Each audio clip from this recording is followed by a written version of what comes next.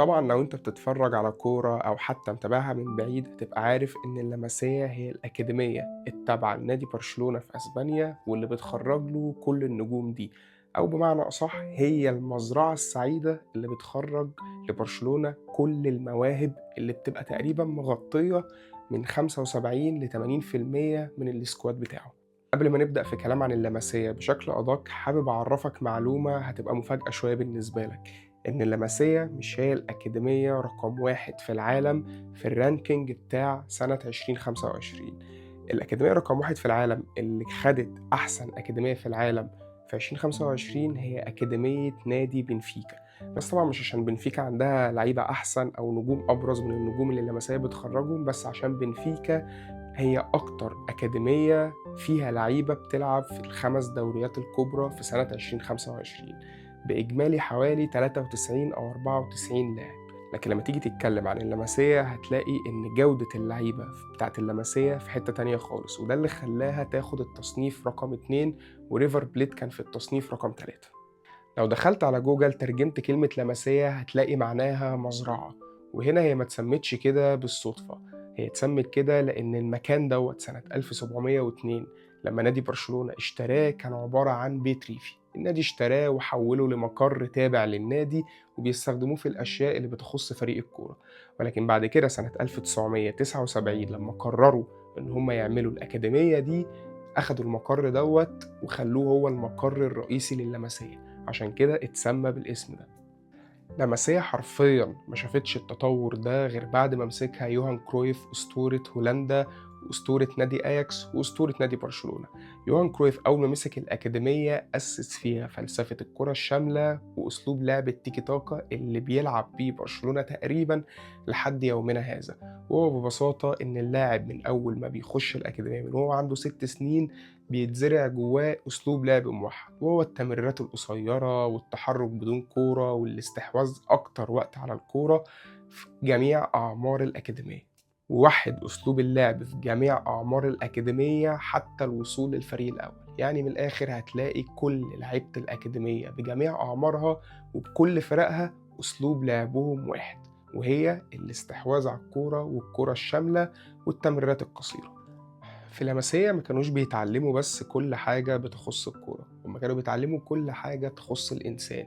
كانوا بياخدوا الطفل من أول ما بيخش الأكاديمية وعنده 5 أو 6 سنين بيتأسس في كل جوانب الحياة، من نفسيا لصحيا لبدنيا حتى دراسيا، كل حاجة كانوا الأطفال بيتعلموها جوه. وأهم حاجة كانت الأطفال دي بتتعلمها جوه هما إنهم إزاي يحبوا بعض كمجموعة، وده هتلاقيه كان بينعكس على لعيبة برشلونة في جميع الأعمار وفي جميع الأجيال اللي اتخرجت من اللمسية. الحياة في لمسية مش سهلة زي ما الناس ما فاكرة. هناك ما كانش فيه أي مجال للهزار، أنت تقريبا عايش حياة عسكرية، بتصحى كل يوم عشان تعيد نفس اليوم اللي قبله بنفس تفاصيله بنفس كل حاجة فيه. أنت تقريبا بتبقى عايش في معسكر طول حياتك من أول ما بتخش لحد ما بتروح الفريق الأول، وبتعيده كل يوم لمدة 365 يوم في السنة. يعني بتصحى كل يوم الساعة 6 الصبح تعمل نفس اللي بتعمله لحد الساعة 8 بالليل لما بتخش تنام. ومفيش لعيب يقدر إن هو يخرج بره نظام الأكاديمية، واللي كان بيعمل ده كان فورا مهما كانت موهبته بيتم طرده من الأكاديمية. في ميزة موجودة في اللمسية مش موجودة في أي نادي تاني في العالم، هي إن طريقة اللعب واحدة في جميع الأعمار السنية. يعني أنت النهاردة لو عندك مهاجم في الفريق الأول والمهاجم ده اتصاب، انت عندك تحت في الأعمار السنية المختلفة كل المهاجمين هيبقوا طالعين فاهمين طريقة اللعب اللي كان المهاجم ده بيلعبها، وبيتمرنوا التمارين اللي تقريبا المهاجم ده كان بيتمرنها، باختلاف طبعا الأعمار السنية. ده كان بيتمرنها مع الفريق الأول وده كان بيتمرنها مع فريق تحت 20 سنة، بس في الآخر هي نفس التمارين، هي نفس طريقة اللعب. فبالتالي أول ما بيتم تصعيده عشان خاطر يغطي مكان لاعب اتصاب أو مشي أو حصل أي مشكلة ليه، بتلاقي اللاعب ده تقريبا بيلعب ومنسجم كأنه بقاله في النادي ده 100 سنة. وفي أمثلة كتير جدا تقدر تضربها على ده في جميع السنين. في برشلونة تقريبا كل سنة لازم بتلاقيهم خرجوا لاعب أو اتنين إن ما كانش أكتر بيسد مكان لاعب مشي أو اتصاب، وبعد كده بياخد مكانه بكل أريحية. أما بقى على مستوى الإنجازات فاللمسية ليها إنجازات ما تتعدش، بس في إنجازين أعتقد هم الأبرز في تاريخ الأكاديمية.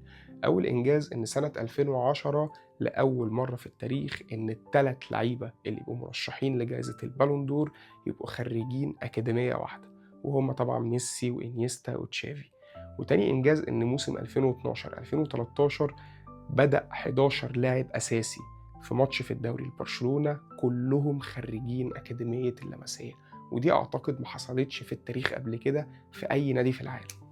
طبعا مش محتاج أعرفك كمية اللعيبة المهولة اللي خرجتها اللمسية على الجيل القديم أو على الجيل الجديد. سواء على الجيل القديم فطبعا كله عارف إن ميسي، إنيستا، تشافي، بوسكيتس، بيول، بيكيه، جوردي ألبا، فيكتور فالديز، دانيال ألفيج، حتى جوارديولا، كل دول كانوا خريجين أكاديمية اللمسية.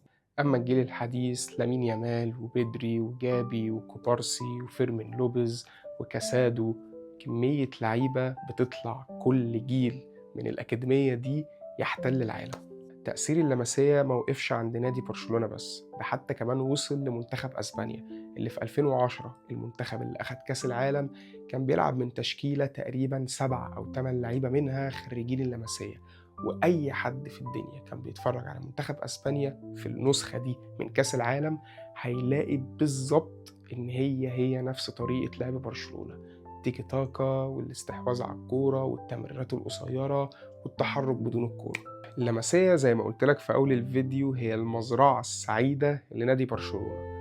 ناس كتير جدا متأكدة إن لو ما كانش فيه اللمسية كان زمان النادي ده غرق من سنين، بسبب إن هو أصبح مؤخرا اعتماده الرئيسي على أبناء الأكاديمية دي بسبب ظروف النادي المادية.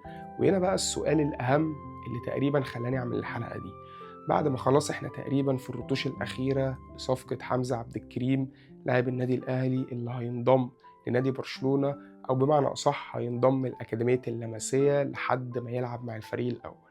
تفتكر هل حمزة عبد الكريم قادر إنه هو يثبت نفسه في وسط كم المواهب ده؟ وهل هو قادر إنه هو يقدر يعيش في السيستم بتاع الأكاديمية دي؟ قول لي انت تحت في الكومنتات انت شايف حمزة عبد الكريم قادر يوصل لحد فين في التجربة دي. لو الحلقة عجبتك ما تنساش تعمل شير وسبسكرايب ولايك، واستنى ان شاء الله حلقات تانية كتير من النوع ده. كان معاكم احمد خالد، سلام.